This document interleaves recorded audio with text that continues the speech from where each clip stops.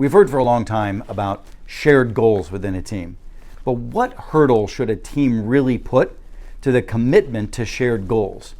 In some teams, in the worst teams, if an individual is not performing effectively, I've actually seen it where there's a sense of schadenfreude, where an individual is just happy that it's not them, or maybe even in the worst case scenario, somehow gleeful that this individual isn't doing as well.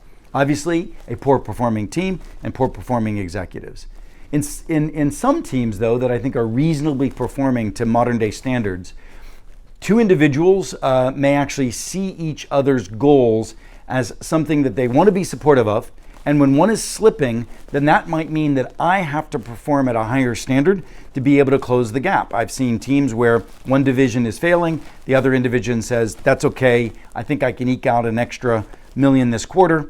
That's actually my commitment to a shared goals. But last week, I think is a great example I saw of what I would consider true shared goals. We coach teams to actually own each other's success. And in owning each other's success, there was an individual, we'll call her Jane.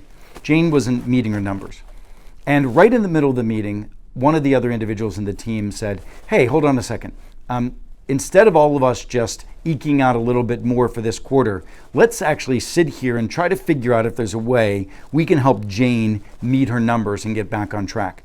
They called what we call a CPS, a collaborative problem-solving discussion.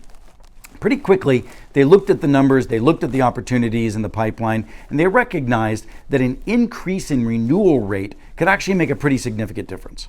So out of the blue, the chief legal counsel asked the question, what if we had a slight change in the contract such that we might be able to create more excitement around faster renewals?